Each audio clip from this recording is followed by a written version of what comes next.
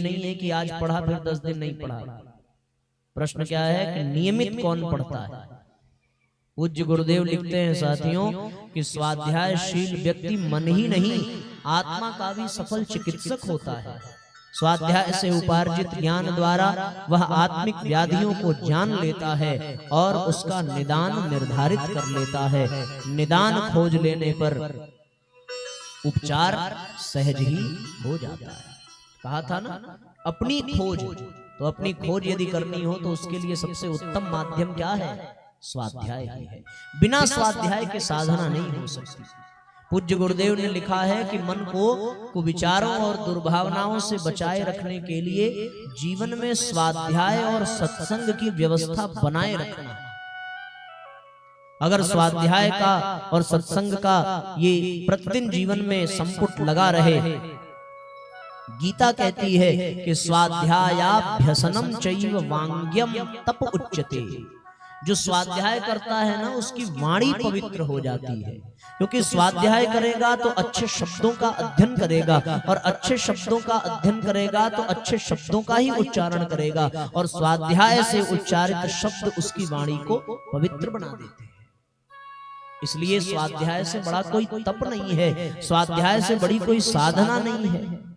शास्त्रों में वर्णन आता है शतपथ ब्राह्मण में कि यावंत हवा इमाम पृथ्वी वित्तेन पूर्णाम ददत लोकम जयति त्रिस्तावंतम जयति भूयांसम चाक्ष्यम य एवं विद्वान अहरह स्वाध्याय मधीते।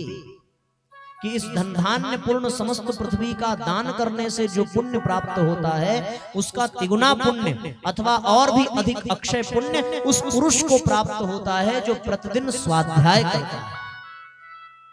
क्योंकि वो जानेगा तभी तो दूसरों को जनाएगा। पूज्य गुरुदेव कहते थे कि किसी को यदि कुछ देना हो तो केवल और केवल आत्मविश्वास को जगाने वाला प्रोत्साहन देना। पर आत्मविश्वास को कौन जगा सकता है? वही जगा सकता है जो स्वाध्यायशील हो। जिसके पास स्वाध्याय की पूंजी हो वही तो ये कर सकता है। स्वाध्याय से साथियों सब कुछ प्राप्त हो जाता है। तैत्तरीयोपनिषद में है कि स्वाध्याय में कभी प्रमाद मत करना, और इंद्रियों को अनुचित विषयों से रोकना ही असली तप है। इन सभी बिंदुओं के पीछे एक ही तात्पर्य है कि स्वाध्याय से ही वो शक्ति मिलती है कि व्यक्ति साधना कर सकता है। गुरुजी ने लिखा है कि गायत्री जो है सद्बुद्धि की देवी है। जो गायत्री जपता हो और स्वाध्याय में रुचि न लेता हो तो उसका गायत्री जपना व्यर्थ चला जाता है। साथियों, विषय की दृष्टि से आज का विषय थोड़ा आप लोगों के लिए क्लिष्ट जरूर होगा। उबन भी महसूस हो रही होगी, पता नहीं कहां से कौन सा ज्ञान देने बैठ गए आज ये। कल इतना बढ़िया हंसा रहे थे, आज लगे हैं सिद्धांत पे सिद्धांत ढकेलने। लेकिन आपको मैं विनम्रता पूर्वक एक बात कहूं कि ये कथा जो है ना, बड़े सौभाग्य से मिलती है। हंसना हंसाना तो जीवन भर चलता रहेगा, पर जो महत्वपूर्ण सूत्र हैं यदि यहाँ से नहीं दिए गए तो फिर हमें इस बात का कोई लोभ नहीं है कि हम आपको हंसा करके जाएंगे, आप खुश रहेंगे तो अगली बार फिर बुलाएंगे। अगर मैंने इस लोभ के नाते आपको केवल हंसाना प्रारंभ कर दिया, अच्छे अच्छे चुटकुले सुना दिए, मंच से अच्छा अच्छा आपका रोमांच कर दिया, मनोरंजन कर दिया, इस लोभ में कि हाँ ये खुश रहेंगे तो अगली साल फिर बुलाएंगे, तो साथियों इससे बड़ा अपराध मेरी जिंदगी का और कुछ नहीं है। मैं एक ही बार आपके बीच में आऊं और गुरुदेव का सच्चा सूत्र दे करके जाऊं तो आपको कितना मिलेगा ये तो आप जानो, पर आज रात में चैन की नींद सोने का अधिकार हमको जरूर मिल जाएगा। इसलिए कथा मनोरंजन के लिए नहीं है। आजकल लोगों ने कथा को नाच गाने का माध्यम बना दिया, आजकल लोगों ने कथा को न जाने क्या क्या दुर्गति प्रदान कर दी। पर मेरा अपना एक सिद्धांत है कि मुझे उपयोगी बातें बतानी है, लेकिन विषय थोड़ा सा क्लिष्ट जरूर है, पर ध्यान पूर्वक सुनो, आपके काम का है। दवाई कड़वी जरूर होती है, पर दवाई जो खा लेता है उसका स्वास्थ्य भी ठीक हो जाता है। कभी कभी वो दवा बहुत, जब बच्चे जिद करते हैं कि नहीं खाएंगे, तब माताएं उसको दूध में मिलाकर और चौंपरास के साथ और हार्लिक्स के साथ बेवकूफ बना बना करके खिलाती हैं। उसमें भी उद्देश्य एक ही रहता है कि बच्चे को मिल जाए। तो बस अपना उद्देश्य सीधा सा यही है कि आप जीवन में कुछ करें या ना करें, पर एक काम कर लेना बस। मत करो, कभी कथा मत सुनो, कभी कुछ मत करो, कोई पूजा पाठ मत करो, पर एक बात का आप ध्यान देना कि आप केवल और केवल अच्छी पुस्तक पढ़ना प्रारंभ कर दो। हमारे यहाँ दो विधान था, पूजा और पाठ, दोनों था। तो पाठ में चालीसा पाठ, दुर्गा सप्तशती का पाठ, रामायण का पाठ, गीता के श्लोकों का पाठ, विष्णु सहस्त्र नाम का पाठ, ये सब करने का विधान था। तो हम लोग पूजा तो करते हैं पर पाठ छोड़ दिया। तो बिना पाठ के पूजा तो व्यर्थ ही हो जाती है, क्योंकि जब तक सद्विचार नहीं मिलेंगे, जब तक सद्ज्ञान नहीं मिलेगा, तब तक कितनी भी मालाएं सटका लो, आपको कोई लाभ नहीं मिलेगा। इसलिए साथियों ये बातें बताना आपके लिए बहुत जरूरी है। और आपका ध्यान आकृष्ट करने के लिए बीच में थोड़ा सा हमने ये कहा कि अगर उबाऊ भी लगे तो भी ध्यान से मन लगा करके सुन लेना। और जिनको पढ़ने में दिक्कत हो, जिनके पास किताब न हो, उनके लिए मैं सहजता से एक बात बताऊं कि मैं अपने YouTube चैनल पर प्रतिदिन स्वाध्याय कराता हूं। मैंने कहा ना कि 1421वां दिन है आज। जब 365 दिन हुआ था तो आदरणीय चिन्मय पंड्या जी का हम लोगों को आशीर्वाद मिला था। 500 दिन जब पूरा हुआ तो जितने लोग स्वाध्याय हमारे साथ करते हैं उन सब लोगों को हम शांति कुंज ले गए थे, वहां शिविर किया था। और अब उसका 1500वां दिन 23 जुलाई को होने जा रहा है, गुरु पूर्णिमा को। हम लोग जन्मभूमि आवलखेड़ा जा रहे हैं 1500वां एपिसोड मनाने। इन 1500 इन दिनों में हमने हर महीने की अखंड ज्योति पत्रिका, कोरोना में नेपाल में पत्रिका नहीं पहुंच पा रही थी, वहां लगभग 150-200 पत्रिका अखंड ज्योति की जाती है। और उन लोगों ने जब ये जाना कि स्वाध्याय में हम YouTube पर अखंड ज्योति पत्रिका पढ़ाते हैं, तो वो सब लोग उन दिनों में पत्रिका पढ़ते हैं। आज लगभग 400 परिवार ऐसा है साथियों जो हमारे साथ YouTube पे जुड़ करके स्वाध्याय करता है। और करना कुछ नहीं है, केवल आप अपना मोबाइल उठाना और मोबाइल उठा करके उसमें हमारा नाम लिख करके सर्च करना। गायत्री शक्तिपीठ वाराणसी का चैनल खुलेगा और उसमें प्रतिदिन 8 बजे आपको स्वाध्याय मिले। इस समय हम फरवरी की अखंड ज्योति पढ़ा रहे हैं। थोड़ा इस बार पीछे इसलिए हो गया क्योंकि बीच में नवरात्रि की साधना थी, तो नवरात्रि की साधना में हम गायत्री महाविज्ञान पढ़ाने लगे थे, इसलिए अखंड ज्योति पत्रिका में भी फरवरी माह की पत्रिका हम पढ़ा रहे हैं। आप उसको पढ़ना। ये कथा यहाँ चल रही है, फिर भी 8 बजे स्वाध्याय हम प्रतिदिन करते हैं और सबको मिलता है। आपको 8 बजे समय न मिले तो आप बाद में सुन लेना जब आपका समय हो, पर प्रतिदिन। और जब सुनना तो नीचे अपना नाम जरूर लिख देना। जैसे होता है ना विद्यालय में विद्यार्थी की अटेंडेंस लगती है, तो हम उसमें देखते हैं कि कौन नियमित स्वाध्याय कर रहा है, कौन नहीं कर रहा है। ये प्रक्रिया है सर। देखा अभी तक किसी ने YouTube पर स्वाध्याय के वीडियो को? तो भाई साहब ने देखा है। तो आप सब लोग जो है अपने मोबाइल में हमारे YouTube चैनल को खोलना, और आज भी हमने अखंड ज्योति पत्रिका का अध्याय उसमें पढ़ करके डाल दिया, आप उसको पढ़ना। आप वहां हमसे प्रश्न भी पूछ सकते हैं, चर्चा भी कर सकते हैं और स्वाध्याय भी कर सकते हैं। और आपका यदि मन हो जाए तो हमारे साथ 26 जुलाई को हम लोग आवलखेड़ा जा रहे हैं, वहां 1500वां एपिसोड हम लोग उसमें मनाएंगे। मुख्य अतिथि के रूप में उसमें परम पूज्य गुरुदेव के सुपुत्र परम आदरणीय मृत्युंजय शर्मा जी का उसमें आगमन हो रहा है। और आप सब लोग, क्योंकि हम सबके मन में एक भाव था कि पूज्य गुरुदेव ने जहां से अखंड ज्योति प्रारंभ की है, जिस कमरे से, उस कक्ष में हम लोग 1500वां एपिसोड अपना मनाएं। और इसमें बहुत दूर दूर के लोग हमारे साथ जुड़े हैं, दिल्ली से, पंजाब से, नेपाल से, आपके उत्तर प्रदेश से, बिहार से, मध्य प्रदेश से, छत्तीसगढ़ से लगभग 400-450 लोग प्रतिदिन स्वाध्याय में जुड़ करके सुनते हैं। आप देखना, कथा में रहते हैं तो YouTube पे पढ़ाते हैं, और जब कथा का क्रम नहीं रहता तो हम Zoom ऐप पर भी लाइव जुड़ करके लोगों को स्वाध्याय कराते। इसलिए आप स्वाध्याय करें। तो जो स्वाध्याय कर ले जाएंगे उनको साधना आसानी से उनसे बन पड़ेगी, क्योंकि उनको फिर पता चलेगा, उनके पास सद्विचारों की शक्ति होगी, सद्विचारों की पूंजी होगी। सद्विचारों की पूंजी पा करके वो साधना के पथ पर, हम लोगों के जीवन में कम बुराइयां नहीं थी। अगर हम अपने विद्यार्थी जीवन में झांक करके देखें तो एक नशा को छोड़ करके ऐसी कोई बुराई नहीं रही होगी जो हमारे भीतर नहीं थी। झूठ बोलना, अपने ही घर से पैसा चुराना, ये सब बुराइयां हमारे भीतर थी।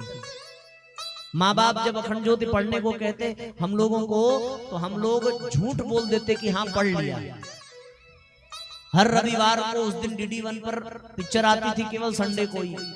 और हमारे यहाँ नियम था कि हर रविवार को शाम को दीप यज्ञ करना पड़ता था। अब उनको हम कैसे बताते कि सप्ताह में एक ही दिन तो पिक्चर आती है, आज ना इतना चैनल शुरू हो गया, नहीं तो वो रविवार को आती थी तो टीवी वाला रूम अलग होता था, पूजा रूम अलग होता था, और हमारी माता जी अपने गृह कार्य में व्यस्त रहती थी, तो हम लोग तब तक पूजा रूम में रहते थे जब तक माता जी वहां रहती थी। जैसे वो पीछे वाले आंगन में चली गई बर्तन वर्तन धुलने के लिए, तो बस जितनी पूजा हुई उतना ही रोक करके हम लोग टीवी वाले रूम में आते थे, आवाज कम करके पिक्चर चालू, और जैसे उनके पायल की आवाज सुनाई पड़ी फिर टीवी वाला रूम छोड़ करके फिर दीप यज्ञ। अब पता तो कुछ था नहीं, तो अब उनको दिखाने के लिए झूठा अच्छे पर छिड़क देते थे, 10-20 दिया जला करके झूठा आहुति, और जब आहुति देते तो खूब सुना करके हाँ एकदम बढ़िया से चल रहा है कार्यक्रम। एक बार तो झटके में हम लोग कुछ ऐसा क्रम भूल ही गए, तो हमारी बहन जी थी, तो छोटे छोटे थे हम लोग, तो उसने याद दिलाया, अरे भैया विसर्जन वाला तो मंत्र ही नहीं बोले हैं। तो अब ये बचपन की बातें याद करके हंसी आती है, पर उन्हीं की देन है, ये माँ बाप की देन है कि आज हम इस स्थान पर हैं और आपको प्रज्ञा पुराण सुना पा रहे हैं। अगर ये उनका ये विधान ना होता परिवार का, तो कहां से हम ये सीख पाते? हमारी उम्र के न जाने कितने युवा न जाने कहां पहुंच गए, लेकिन गुरु जी की कृपा और माँ बाप के अनुशासन ने हमें यहां पहुंचा दिया। इसलिए आप भी अपने बच्चों को स्वाध्याय कराइए, आप भी अपने बच्चों को अच्छी पुस्तकों से जोड़िए। एक बात का ध्यान रखना, बच्चों को सुविधा दो या मत दो, पर संस्कार जरूर देना। बच्चों को पैसा दो या मत दो, पर पुस्तक जरूर देना पढ़ने के लिए। इसका बहुत बड़ा लाभ है। आज ये संसार में जो माँ बाप और बच्चों की दूरियां बढ़ रही हैं, स्वाध्याय के अभाव के कारण। तो साधना स्वाध्याय के कारण ही होगी, और साधना से ही उपासना का लाभ मिलेगा। इसलिए साथियों, ये सूत्र आपको बताना अत्यंत अत्यंत आवश्यक था। तो हाथ उठाओ, कौन कौन स्वाध्याय करेंगे आज के बाद? हाथ उठाओ जरा, ईमानदारी से उठाना, झूठ मत बोलना, नहीं बहुत पाप लगेगा, बता दे। और अगर स्वाध्याय नहीं करना होगा तो कल कथा में मत आना, ये भी जान लो। हम तो सीधे बोलते हैं, पता नहीं और कोई बोल सके ना। मैं एकदम स्पष्ट आपसे कहूं कि यदि यहाँ बताई गई बात आपको अपने जीवन में नहीं उतारनी है, तो क्या जरूरत है धूल मिट्टी खाने की? घर में रहते बढ़िया कूलर चलता, सोफा मिलता बैठने के लिए, बीच बीच में चाय पकौड़ी मिलती, यहाँ तो जमीन में धूल फांक रहे हैं आप लोग। तो इसलिए अगर स्वाध्याय करना हो तभी कल कथा में आना, ये जान लो। क्योंकि अपने मन में आपके द्वारा दी गई दक्षिणा का रत्ती भर लोभ नहीं है कि आखिरी दिन आएंगे और आखिरी दिन संख्या कम हुई तो विदाई में कम दक्षिणा मिलेगी। इससे गुरु जी की कृपा से बड़े ऊपर उठने का सौभाग्य मिल गया है। इसलिए साथियों, स्वाध्याय करोगे तो ही कथा में आना सार्थक है। आपके लिए खुला है। आप देखो यहाँ पर हमारे भैया आ गए हैं गुलाब जी, और पूरा साहित्य स्टॉल लेकर के आए हैं। आप यहाँ से उठना और उठ करके सब लोग केवल 5, 10, 15 रुपए की ये पुस्तकें हैं, अपने पसंद की किताब वहां से उठा लेना। और संभव हो सके तो आसपास में यदि अखंड ज्योत पत्रिकाएं पुरानी हो तो उसको भी मंगा लीजिए, और कल उसको सवेरे विस्तृत निःशुल्क बंटवा दीजिए। इससे बड़ा प्रसाद और कुछ नहीं होता। और एक मैं आपको ये भी बताऊं, गुरु जी की प्रेरणा से हमने एक पुस्तक लिखी है, यथार्थ जीवन। ये जब एक्सीडेंट के बाद बेड रेस्ट हुआ था हमारा, तो ये किताब हमने लिखी थी। चूंकि कम संख्या में छपती है साथियों, इसलिए इसका मूल्य थोड़ा अधिक रहता है। इसका मूल्य 40 रुपए पड़ता है। यदि आप चाहें तो आप इसका मूल्य दे करके इस पुस्तक को भी ले सकते हैं। इसमें हमने उपासना, साधना, आराधना और दीक्षा लेने के बाद कौन कौन से नियम अपनाने चाहिए, जीवन को कैसे जीना चाहिए, ये सब गुरुदेव की प्रेरणा से उनके ही साहित्य के निचोड़ के रूप में हमने ये लिखा है। आप इसको लीजिए और पढ़िए। जिनकी इच्छा होगी अभी आरती के बाद वहां आ जाएंगे और आकर के इसको ले लेंगे। मुश्किल से 15-20 की संख्या में है, तो जो पहले ले लेगा वो पा जाएगा, तो जो नहीं ले पाएगा वो फिर भविष्य में कभी भेंट होगी तब देंगे। तो इसलिए साथियों, आप एक ही क्रम अपना लेना। अब बताओ हाथ उठा करके कौन कौन स्वाध्याय डेली करेगा? जो पुस्तक न पढ़ सके वो यूट्यूब से करें, और जो यूट्यूब पे न कर सके वो पुस्तक से करें। हाँ, तो आपको ये क्रम करना पड़ेगा। और अब काम की बात सुनो, कल सवेरे आप जो है 7:30-8 बजे तक यहाँ पर आएंगे और कल सवेरे यहाँ होगा दीक्षा संस्कार। तो दीक्षा के लिए आपको कोई पैसा रुपया देना नहीं है। दीक्षा सेट कुछ 50-60 रुपए का होगा। आप यहाँ आकर के दीक्षा सेट ले लेना और आगे लाइन बना करके दीक्षा लेने के लिए बैठ जाना सवेरे। बात समझ में आ रही है? तो दीक्षा संस्कार सवेरे होगा और उसके बाद यज्ञ की पूर्णाहुति होगी। फिर शाम को दीप यज्ञ का कार्यक्रम होगा और दीप यज्ञ में आप सब लोग अपने अपने घर से कुछ दीपक जरूर लेकर के आएंगे। नामकरण जो भी संस्कार होने हैं कल विस्तार से हो जाएगा। नामकरण जिनका होना हो, जिनके बच्चों का पढ़ने में मन न लगे वो विद्यारंभ संस्कार करा लें। जो गर्भवती बहनें हैं वो पुंसवन संस्कार करा लें। अब तो कल भर का दिन ही शेष बचा, इतने दिन तो यज्ञ में निकल ही गया। चाहते तो रोज एक एक संस्कार होता तो अंतिम दिन केवल दीक्षा संस्कार होता, पर ये हम लोगों की कमजोरी है कि प्रारंभ में हम लोग नाम लिख नहीं पाते और ये मोटिवेट कर नहीं पाते, इसलिए संस्कार फिर एक ही दिन अंतिम दिन ढेर सारा दबाव आ जाता है। तो फिलहाल कोई बात नहीं है, कल जो भी संस्कार कराने हो पहले से नाम और पर्चे पर लिख करके अपना पंजीयन करा के दे देंगे तो सवेरे आपका संस्कार हो जाएगा। तो आइए दीक्षा संस्कार कराइए और अभी यहाँ से जाने से पहले साहित्य कुछ न कुछ अवश्य लेकर के आप जाएंगे, ठीक है ना? अच्छा एक बात बताओ, कथा सुनने के बाद दक्षिणा आप लोग देंगे कि नहीं देंगे? हैं? देखो सब खाली मूड़ी हिला रहे हैं। कौन कौन देगा हाथ उठाओ जरा। अभी लाए हो? हैं?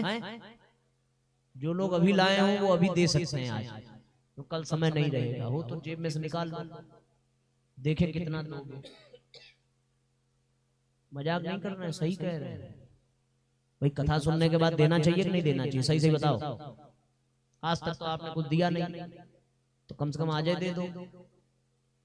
है जेब में कुछ? अरे बेटा लाना नहीं, अभी रखो। अभी मैं बता, इतना ऊपर तो आ ही नहीं पाएगी, वहीं बैठ बेटा, अभी बता रहा हूं। देखो इतनी तल्लीनता होनी चाहिए देने की, तुरंत उठो लेके चल दो, पैसा लाओ। अब जिनको जिनको देना हो अपनी दक्षिणा ऐसे हाथ में निकाल लें जल्दी से, तो बस हम एक आदमी भेजेंगे वो सब समेट करके आ जाएगा। हाथ नहीं उठाना, दक्षिणा हो तो निकालो। हाँ गायत्री मंत्र बोलेंगे, इतने में सबकी दक्षिणा निकल जानी चाहिए। जो भी हो पर्स खोल लो, जेब में हाथ डाल लो, जहां रखा हो वहां से निकाल के तुरंत निकालो। चलो हम आंख बंद कर रहे हैं, आंख खोले तो सबके हाथ में पैसा होना चाहिए। बोलो वही गायत्री मंत्र एक साथ, भगवान से मनाओ, सब दक्षिणा दे। कंजूस है बैठे हैं, क्या लग रहा है? ओम भूर्भुवः स्वः तत्सवितुर्वरेण्यं भर्गो देवस्य धीमहि धियो यो नः प्रचोदयात्। वो भाई आँख खोलें, जल्दी बताओ, सबका निकल गया? हाँ अब बताइए, घबराएं जी। निकल गया सबका? हाथ उठाओ जरा, किसने किसने निकाला? हाँ अब आपके द्वारा दिया गया जो ये पैसा हमारे लिए तो निकाला आपने ना, तो ये हो गया अब हमारा। किसका हो गया? अब आप इसको जेब में नहीं डाल सकते, अब इस पे है हमारा अधिकार, क्योंकि हमारे लिए आपने निकाला। तो आपने हमको दक्षिणा दी तो हमारा भी तो फर्ज बनता है कुछ आपको देने का। तो अब आप एक काम करना, उस पैसे को लेकर के आप साहित्य स्टॉल पे चले जाना, वहां पैसा जमा करना और वहां से गुरुजी की 1-2 किताब, अब उस उतने में जितनी किताब, भैया गुलाब जी जितनी उस पैसा रिटर्न नहीं करना है, क्योंकि वो पैसा हमारा है। आप ये जान लो, जिन्होंने ज्यादा निकाल लिया हो वो ये वाली किताब ले जाएंगे, जिन्होंने कम निकाला हो वो वहां से पहुंच करके आप पूरा पैसा ले लेना। अगर 50 रुपया दे तो किताब 50 रुपए की देना, और ज्यादा दे दें तो गुरुजी का कोई चित्र भी दे देना, तो आप उसको लेना। और जिनके पास किताब ज्यादा आ जाए वो उनको किताब बांट देना जो नहीं खरीद पा रहे हैं, जो पैसा नहीं लेके आए। पक्की बात? कौन कौन करेगा ऐसा? हाथ उठाओ। अगर अब वो पैसा जेब में गया तो बचेगा नहीं, ये जान लेना।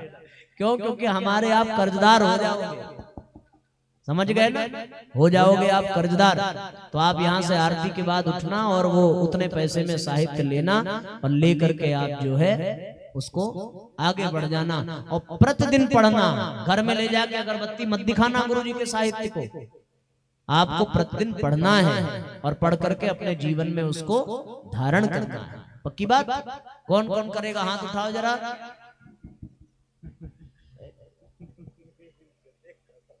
असल में ये लोग समझदार हैं ना, उन्हें करेंगे महाराज, बताने की क्या जरूरत है। ऐसा ठीक है ना? चलिए सब लोग खड़े हो जाएं, आरती की तैयारी कर लें और एक साथ जो है भावपूर्वक आरती करें। ओम भूर्भुवः स्वः तत्सवितुर्वरेण्यं भर्गो देवस्य धीमहि धियो यो नः प्रचोदयात्।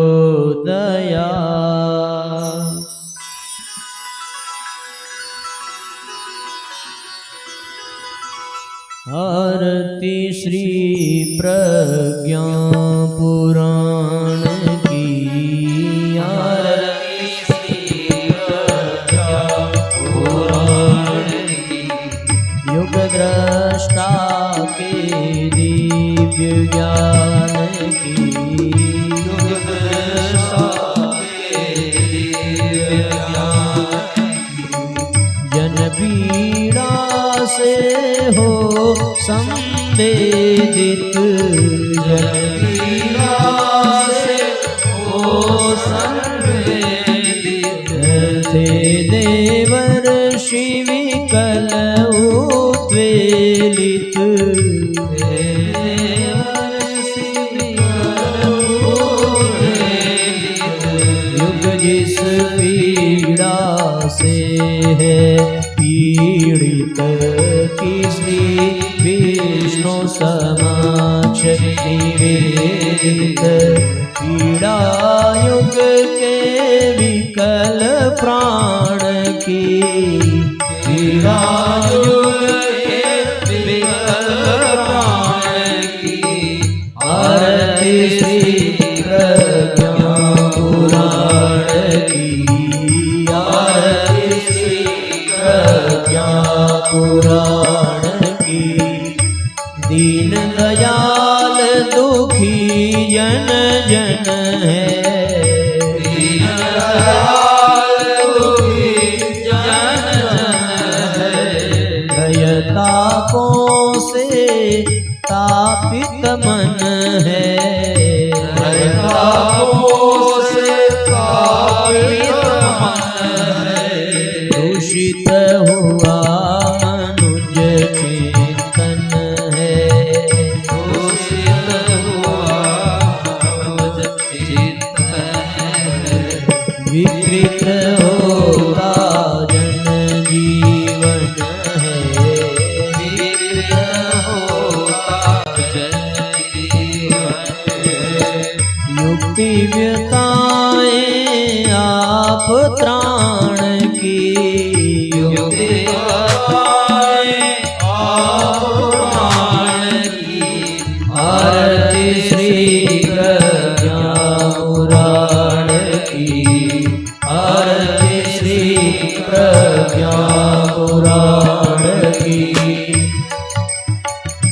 जन मंगल की चिंता जिनको, मेरा द्वार खुला है उनको, साधुवाद है नारद तुमको, जन सेवक से ममता को, मेरी कृपा करुणा निधान की, आरती श्री प्रज्ञा पुराण की, आरती श्री प्रज्ञा।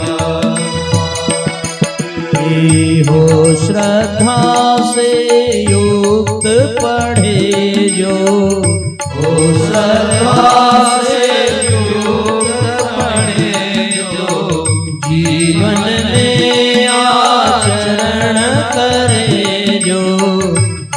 चिंतन से सहज लड़े वो, प्रज्ञा के सोपान चढ़े वो, प्रज्ञा के सोपान। यह विधि है प्रज्ञावतार की, आरती श्री प्रज्ञा पुराण की, आरती श्री प्रज्ञा पुराण की। युग दृष्टा के ज्ञान की, आरती श्री प्रज्ञा पुराण की, आरती श्री प्रज्ञा पुराण की। भूर गौरव करुणावतारं संसारसागरं मुनीन्द्रहारं सदा वसन्तं हृदयारविन्दे। ॐ भवानी सद्गुणं त्वमेव माता जगता त्वमेव, त्वमेव बन्धो सदा त्वमेव, त्वमेव विद्या त्वमेव, त्वमेव सर्वं त्वमेव त्वमेव। मनोजवमारुल्यवेगं जितेन्द्रियं बोधिकतापरेणं, वातात्मजं वानरयुगमोहं श्रीरामदूतं शरणं प्रपद्ये, श्रीरामदूतं शरणं प्रपद्ये। हरे राम राम राम हरे हरे, हरे राम राम हरे हरे। हरे कृष्ण कृष्ण कृष्ण हरे हरे, कृष्ण हरे हरे। जले शीतलीकरण, जल से आचमन कर देंगे। ओम स्तुतामया वरदा वेद माता प्रचोदयन्तं पावमानं दुजाना, आयु प्राणं प्रजां पशुं कीर्तिं द्रविणं, ब्रह्मवर्चसं मह्यं दत्त्वा व्रजत ब्रह्मलोकम्। ओम भूर्भुवः स्वः तत्सवितुर्वरेण्यं भर्गो देवस्य धीमहि धियो यो नः प्रचोदयात्। ओम देव शांति अंतरिक्षं शांति पृथ्वी शांतिरापः शांतिरोषधयः शांति वनस्पतयः शांतिर्विश्वे देवा शांति ब्रह्म शांति सर्वं शांति शांतिरेव शांति सामा शांतिरेधि। ओम शांति शांति शांति सर्वारिष्ट सुशांतिर्भवतु। बोलिए परम पूज्य गुरुदेव की, परम वंदनीय माता जी की, गायत्री माता की, यज्ञ भगवान की, धर्म की।